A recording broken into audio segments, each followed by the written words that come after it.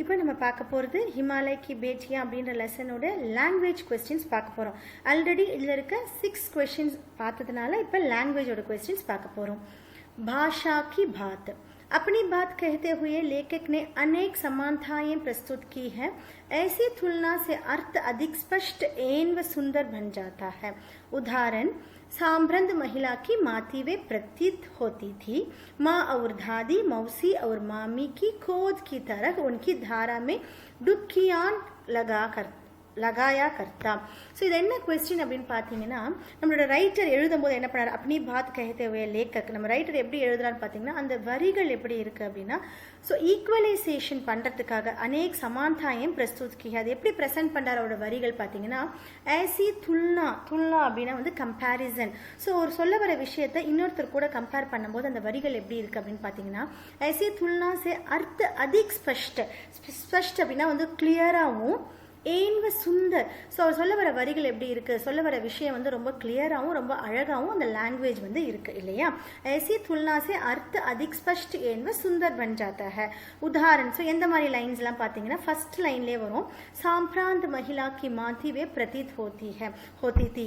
So என்ன சொல்றாரு, அவருக்கு ரிவர்ஸ் பார்க்கும்போது எப்படி இருக்கு அப்படின்னு பார்த்தீங்கன்னா, சாம்பிராந்த் மகிழா ஒரு எலைட் விமன், சாம்பிராந்த் மகிழானா ஒரு கர்வமான ஒரு பெண் கி மாத்தி, அவங்கள மாதிரி வந்து அவருக்கு அந்த ரிவர்ஸ் வந்து காட்சி அளிக்குது, ஒரு அம்மா ரூபமா அது காட்சி அளிக்குதுன்னு சொல்றதுக்கு அவர் என்ன சொல்றாரு, சாம்பிராந்த் மகிழா கி மாத்தி.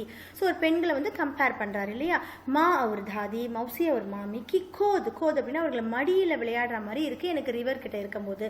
மா ஒரு தாதி, மௌசி ஒரு மாமி கி கோத் கி தஹரக் உன்கி தாரா மே டுப்கியா லகாயா கத்தே. அந்த டிராப்ஸ்ல வந்து நான் எப்படி இருப்பேன், நனையிறது எப்படி இருக்கும்னா, ஒரு அம்மாவோ ஒரு அக்காவோ எனக்கு வந்து ஒரு பெண்களோட ஸ்தானத்தில் வந்து அந்த அரவணைப்பு வந்து எனக்கு இருக்கும் அப்படின்னு சொல்றாரு. ஸோ இந்த மாதிரி கம்பேர் பண்ணி சொல்லியிருக்காருல, அந்த வரிகள் பற்றி தான் சொல்றாங்க.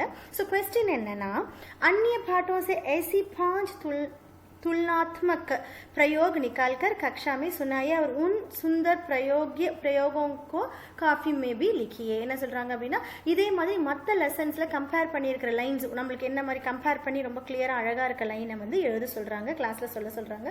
அதே மாதிரி கான்ஃபி அப்படின்னா வந்து உங்களோட நோட் புக்லயும் எழுத சொல்றாங்க. அந்நிய பாடம் மற்ற பாடங்கள்ல இருக்கிற துல்னா அப்படின்னா வந்து துல்னாத்மக் அப்படின்னா கம்பேர் பண்ணியிருக்கிற வரிகளை எழுத சொல்றாங்க. ஆன்சர்ஸ் பார்க்கலாம்.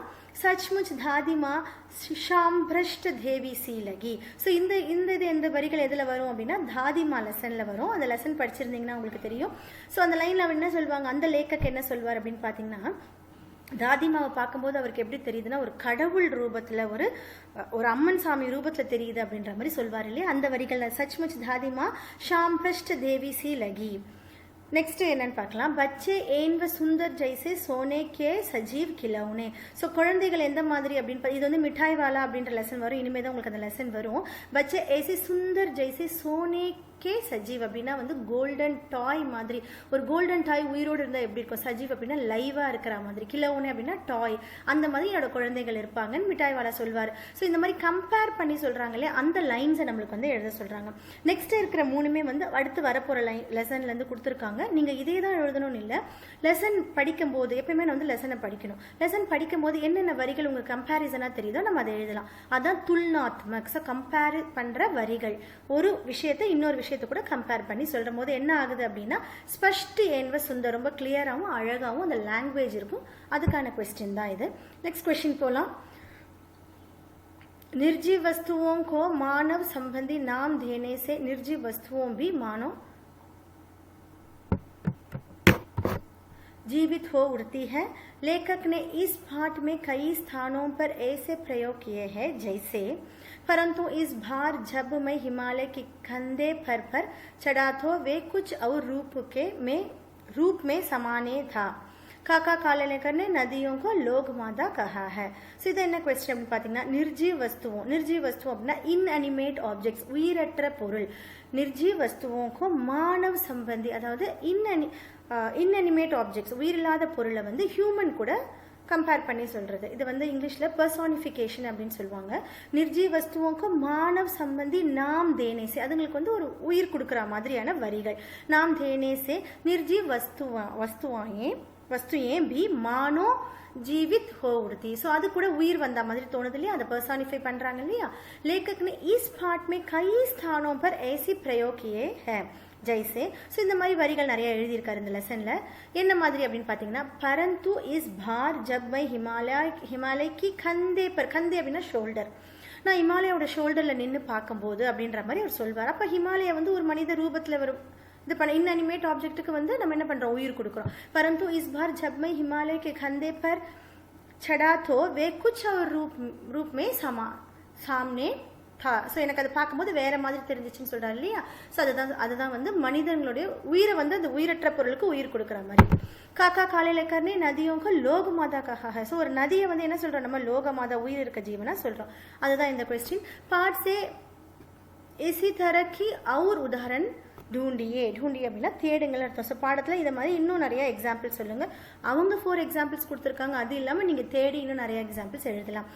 நதியா சாம்பிரந்த் மஹிலா கி மாந்தி பிரதீத் ஹோத்தி ஹை. ஸோ இப்போ ஃபர்ஸ்ட் நதியா எப்படி இருக்குது அப்படின்னு பார்த்தீங்கன்னா ஒரு எலைட் விமன் மாதிரி காட்சி அளிக்குது. ஃபர்ஸ்ட் இதுக்கு முன்னாடி கொஸ்டினில் பார்த்தோம் இல்லையா, அதான் சாம்பிரந்த் மஹிலா கி மாந்தி பிரதீத் ஹோத்தி थी. ஜித்னா கி ஹிமாலய் கி கோத் மே, கோத் அப்படின்னா மடிகள். ஸோ என்ன பண்ணுறாங்க, ஹிமாலயோட மடியில் வந்து நதிகள் எப்படி விளையாடுது பார்த்தீங்கன்னா, பச்சியா பன்கர் ஏ கைசே கேலா கர்த்தி ஹை. ஒரு குழந்தைகள், பெண் குழந்தைகள் மாதிரி நதியோட ஹிமாலயோட மடியில் வந்து அவங்க விளையாடுறாங்கன்னு சொல்கிறாங்க. हिमालय को ससुर और समुद्र को धमाद कहने में कुछ चिचक नहीं होती है. ஸோ இவர் என்ன சொல்வார் அப்படின்னு பார்த்தீங்கன்னா, சசூர் அப்படின்னா வந்து சசூர்னா வந்து மாமனார் அப்படின்னு சொல்ல, ஹிமாலய வந்து ஒரு மாமனாராகவும் சமுத்திரையை வந்து தமாத் அப்படின்னா வந்து சன்னின்லா, அது மருமகனாகவும் வந்து இவர் சித்தரிச்சு சொல்லியிருப்பாரு. அதில் வந்து எந்த எனக்கு ஐயமே இல்லை அப்படின்ற மாதிரி அவர் எழுதியிருப்பார். குச் சிச்சக் நஹி ஹோதி தி. ஸோ அந்த மாதிரி பெண் குழந்தைகளை சமுத்திரத்தில் ஒப்படைக்கிறதுனால இந்த மாதிரி அவர் கன்வெர்ட் பண்ணி சொல்லியிருப்பார். அதுதான் இந்த லைன்ஸ். ஹிமாலய சசூர் அவர் சமுத்திரக்கோ தமாத் कहने कुछ चिचक नहीं होती थी. बूढ़ा हिमालय अपनी इन बेटियों के लिए कितना सिर சுன்தா ஹோங்கா. ஸோ பூடா ஹிமாலயா, ஒரு வயசான ஹிமாலயா வந்து ஒரு வயசான அப்பா மாதிரி. வயசான அப்பா வந்து என்ன பண்ணார், இந்த பெண் குழந்தைகளுக்காக அவரோட தலையை சிர் வந்து ரொம்ப வந்து குனிந்து எல்லாருக்கும் தலை வணங்கி நிற்கிறார் அப்படின்ற மாதிரி சொல்லியிருக்காங்க. ஸோ இன்அனிமேட் ஆப்ஜெக்ட்டுக்கு வந்து உயிர் கொடுத்து பேசுறது தான் பர்சானிஃபிகேஷன். ஸோ அதுதான் என்ன சொல்றாங்க, நிர்ஜீவ வஸ்துவோக்கும் மானவ் சம்மின் நாம் தேனா அப்படின்னு சொல்றாங்க. இந்த மாதிரி கொஸ்டினை புரிஞ்சுக்கிட்டு லாங்குவேஜ் அந்த மாதிரி யூஸ் பண்ணியிருக்காங்க, நம்ம ஆன்சர் பண்ணணும். नेक्स्ट क्वेश्चन पाकला. पिछली कक्षा में आप विशेषण और उसके भेदों से परिचय प्राप्त कर चुके हैं. नीचे दिए गए विशेषण और विशेष्य संज्ञा का मिलन कीजिए. सो அப்படின்னா संज्ञा அப்படின்னா வந்து நவுன், விசேஷன் அப்படின்னா என்னது அப்படின்னு பார்த்தீங்கன்னா அட்ஜெக்டிவ்ஸ். இது வந்து நீங்கள் லாஸ்ட் இயரே படிச்சிருப்பீங்க அப்படின்னு அவங்க சொல்கிறாங்க. பிச்லே கக்ஷாமே ஆப் விசேஷன் அவர் உஸ்கே பேந்தோம் அப்படின்னா வந்து அதோடைய பார்ட்ஸ், அதோடைய எவ்வளோ பிரிவுகள்ன்றதை படிச்சிருப்பீங்க. இப்போ கொடுத்துருக்கிறதுல வந்து எது விசேஷன் வரும், எது விசேஷம், அதாவது எது அட்ஜெக்டிவ் எது நவுன்னு கேட்குறாங்க. ஸோ அட்ஜெக்டிவ்ஸ்னால் என்ன அப்படின்னு பார்த்தீங்கன்னா, நவுனை டிஸ்கிரைப் பண்ணுற வேர்டு தான் அட்ஜெக்டிவ்னு சொல்கிறோம் இல்லையா. ஸோ இவங்க செட் ஆஃப் வேர்ட்ஸ் கொடுத்துருக்காங்க. அது எதுலாம் வந்து நவுனு, விசேஷன் அப்படின்னா அட்ஜெக்டிவ், விசேஷன நவுனு. இப்போ பாருங்கள், சாம்பிரந்த மஹிலா அப்படின்னா வந்து என்ன சொல்கிறாங்க, எலைட் விமன், ஒரு ப்ரைடாக இருக்கிற ஒரு கர்வமுள்ள ஒரு விமன். சஞ்சல் நதியா அப்படின்னா வந்து சலசலப்பு செய்யக்கூடிய ஒரு நதிகள். ஸோ இந்த நவுனை டிஸ்கிரைப் பண்ணுற வேர்டு தான் வந்து அட்ஜெக்டிவ். விசேஷ அதாவது சஞ்ஞாவை டிஸ்கிரைப் பண்ணுறது தான் விசேஷன், அட்ஜெக்டிவ். சமதல் ஆகான், சமதல்னா சமதளமாக இருக்கிற வந்து ஆங்கன், ஆங்கன்னா கோட்யார்டு. கனா ஜங்கல், கனா அப்படின்னா அடர்த்தியாக இருக்கக்கூடிய ஃபாரஸ்ட். முசல்தார் வருஷ அப்படின்னா ரெயின், ரொம்ப வந்து பெருமளவில் பெய்யக்கூடிய. முசல்தார் அப்படின்னா பெருமளவு பலத்த மழை அப்படின்னு சொல்லுவாங்களே, அதான் முசல்தார் வருஷ. விசேஷன் அப்படின்னா வந்து அட்ஜெக்டிவ்ஸ், விசேஷனா சஞ்ஞா நவுன்னு அர்த்தம். நெக்ஸ்ட் क्वेश्चन பார்க்கலாம். द्वंद्व समास के दोनों पद प्रदान होते हैं. इस समास में और शब्द का लोप हो जाता है, जैसे राजा रानी द्वंद्व समास है जिसका अर्थ है राजा और रानी. पाठ में कई स्थानों पर द्वंद्व समासों का प्रयोग किया गया है. इन्हें खोजकर वर्णमाला कर्म में लिखिए. ஸோ என்ன சொல்கிறாங்க அப்படின்னா, துவந்த அப்படின்னா நம்ம லாஸ்ட் இதுலேயே வந்து படிச்சிருக்கோம். துவந்த அப்படின்னா வந்து காம்பவுண்ட் வேர்ட்ஸ், 2 வேர்டு இருக்கும், நடுவில் வந்து என்ன போட்டிருப்பாங்க, ஹைஃபன் மட்டும் போட்டிருப்பாங்க. இதுதான் ஹைஃபன், ஒரு சின்ன கோடு மாதிரி போட்டிருப்பாங்க. ஆனால் அதோட மீனிங் என்னன்னு பார்த்தீங்கன்னா அவுர், அண்டுன்ற மீனிங் நடுவில் இருக்கும். துவந்த சமாஸ்கே தோனம் பத்து பிரதான் ஹோத்தே ஹே. ஸோ ரெண்டு வேர்டு இருக்கும் அதில், அதான் தோனம் பத்து அப்படின்றாங்க. இஸ் சமாஸ்மே அவுர் சப்துக்கா லோப் ஹோ ஜாதா ஹை. அது என்ன அர்த்தம் அப்படின்னு பார்த்தீங்கன்னா அவுர், அண்டு அப்படின்ற மீனிங் இருக்கு. ராஜா ராணி துவந்த சமாஸ் அப்படின்னா ராஜா அண்ட் அவுர் ராணி அப்படின்னு சொல்கிறாங்க. துவந்த் அப்படின்னா காம்பவுண்ட் வேர்ட்ஸ்ன்னு சொல்லுவாங்க. ஸோ இப்போ என்ன கொஸ்டின் பார்க்கலாம். அது மாதிரி புக்கில் இருக்கிற மற்றதை எழுத சொல்லியிருக்காங்க. சோட்டி படி அப்படின்னு என்ன அர்த்தம்? சோட்டி அவுர் படி, ஸ்மால் அண்ட் பிக் அப்படின்ற மாதிரி. துப்ளி பத்லி, துப்ளி அவுர் பத்லி, பாவ் அவுர் பங்கி, மா பாப். ஸோ ஹைஃபன் போடும்போது அந்த இடத்துல என்ன ஆகுது? அவுர்ன்ற மீனிங் மறைஞ்சிருக்கு. தான் துவந்த ஸ்வமாச் காம்பவுண்ட் வேர்ட்ஸ் அப்படின்னு சொல்லுவாங்க. பிளாக் போர்டு அந்த மாதிரி மீனிங். ஸோ நெக்ஸ்ட் क्वेश्चन பார்க்கலாம். नदी को उल्टा लिखने से भिन्न होता है जिसका अर्थ होता है गरीब. आप भी 5 ऐसा शब्द लिखिए जिसे उल्टा लिखने पर सार्थक शब्द बन जाए.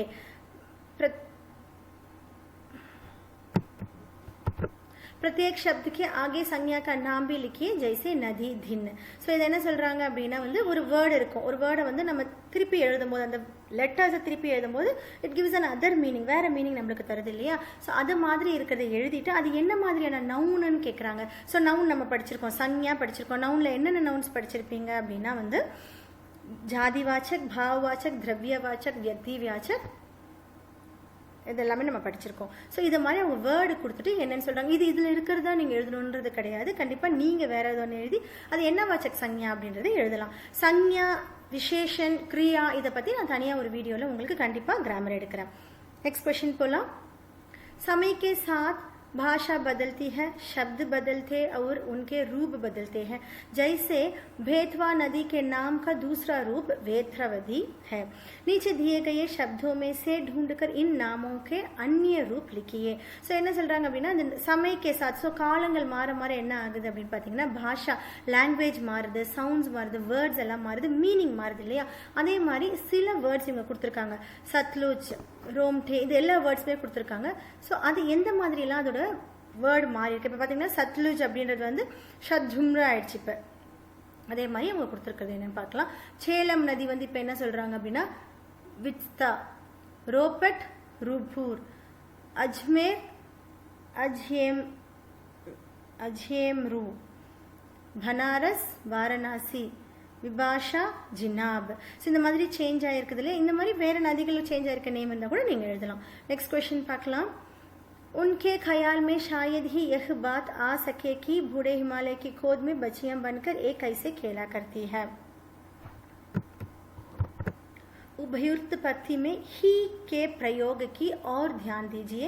ही वाला वाक्य नकारात्मक अर्थ दे रहा है, इसलिए ही वाले वाक्यों में कही गई बात को हम ऐसे भी कह सकते हैं उनके ख्याल में शायद यह बात ना आ सके. ஸோ இந்த இடத்துல வரிகள் என்னன்னு பார்த்தீங்கன்னா உன்கே खयाल में शायद ही, இப்போ இந்த ஹீன்ற வேர்டு என்ன கொடுக்குது அப்படின்னு சொல்கிறாங்கன்னா நகாராத்மக். நகாராத்மக் அப்படின்னா நெகட்டிவ் மீனிங் கொடுக்குது. उनके ख्याल में शायद ही यह बात आ सके कि बूढ़े हिमालय की खोद में बच्चियां बनकर ये कैसे अकेला करता है. ஸோ இது இந்த மாதிரி கேர் பண்ணியிருக்கிற இந்த ஹிமாலயா கிட்ட இவங்க எப்படி தான் விளையாடினாங்களோ அப்போ இல்லைன்ற மாதிரி மீனிங் கொடுக்குது இல்லையா? इसलिए ही वाले वाक्यों में कही गई बात को हम ऐसी भी कर सकता है. ஸோ இந்த வரிகளை, இந்த லைன்ஸை நம்ம இந்த மாதிரியும் சொல்லலாம். उनके ख्याल में शायद यह बात ना आ सके. ஸோ இந்த கேர் வந்து இல்லை, ஷாயத் அப்படின்னா கேர் வந்து இதில் தோணலை, கயால் அப்படின்னா கேரு. ஸோ உன்கே கயாலுமே ஷாயத் எஹு பாத் நான் ஆசக்கே. ஸோ இந்த நதிகளுக்கு வந்து ஹிமாலய மேலே கேர் இல்லை அப்படின்ற மாதிரி மீனிங் தருது. இசி பிரகார் நகாராத்மக் அப்படின்னா வந்து நெகட்டிவ் மீனிங் தரா மாதிரி प्रश्नवाचक वाक्य कई बार नहीं के अर्थ में इस्तेमाल नहीं होते हैं. ஸோ நஹி அப்படின்ற வேர்டு இருக்கும், ஆனால் நஹின்ற மீனிங் அங்கே இருக்காது. பிரஷன்வாச்சக் அப்படின்னா வந்து ஒரு கொஸ்டினில் நஹின்ற வந்து வேர்டு இருக்கும், பட் மீனிங் வந்து இல்லைன்ற மீனிங் தராது. ஜெய்சே மகாத்மா காந்திக்கோ கௌன் நஹி ஜான்தா, மகாத்மா காந்தி யாருக்கு தான் தெரியாது அப்படின்னு சொல்கிறோம். அப்போ அதோட மீனிங் என்ன வருது? எல்லாருக்கும் தெரியுன்ற மீனிங் வருது இல்லையா? ஸோ நஹி அப்படின்ற வேர்டு இருக்கும், நெகட்டிவ் வேர்டு இருக்கும், பட் நெகட்டிவ் மீனிங் தராது. அந்த மாதிரி சென்டென்ஸ் உங்களை எழுத சொல்கிறாங்க. दोनों प्रकार के वाक्यों में समान 3 उदाहरण सोचिए और इस दृष्टि से उनका विश्लेषण कीजिए. அதோட ஆன்சர் பாருங்க. ஹீ கே பிரயோக் வாலே வாக்கிய வே ஷாயத் ஹி எஹ் காம் பூரா கரே. அவர் என்ன பண்ணுவாங்க? இந்த வேலையை மட்டும்தான் அவங்க செய்வாங்க அப்படின்ற மாதிரி மீனிங் வருது. உன்ஹே ஷாயத் ஹி பதா ஹோ கி மை अस्वस्थ हूँ, मेरे ध्यान में शायद ही तुम्हारा ख्याल आए. ஸோ நஹின்ற வேர்ட் பாருங்க. कंस के षड्यंत्र को कौन नहीं जानता, आज मोदी जी को मोदी जी को कौन नहीं जानता, राजमाता के स्वभाव को कौन नहीं पहचानता. ஸோ நஹி அப்படின்ற ஒரு நெகட்டிவ் வேர்டு இருக்கும், பட் நெகட்டிவ் மீனிங் இருக்காது, தெரியும் அப்படின்ற மாதிரி மீனிங் தருது. ஸோ இதுதான் இந்த grammar part, language part. So உங்களுக்கு இதெல்லாம் புரிஞ்சிருக்கும் அப்படின்னு நினைக்கிறேன். ஸோ லாங்குவேஜாக இருந்தாலும் நீங்கள் என்ன பண்ணணும் அப்படின்னா புக்கில் இருக்க சென்டென்ஸை படித்து பார்க்கும்போது ஹிந்தி இன்னும் உங்களுக்கு ரொம்ப ஈஸியாக வந்துடும். நெக்ஸ்ட் டைம் வந்து துவந்த இதுவோ ஒரு வியாக்கரணம், ஒரு அதான் நவுன் பார்த்தோம் இல்லையா, விசேஷன், சஞ்ஞா, கிரியா, இது எல்லாமே உங்களுக்கு ஈஸியாக புரியும். Thank you children.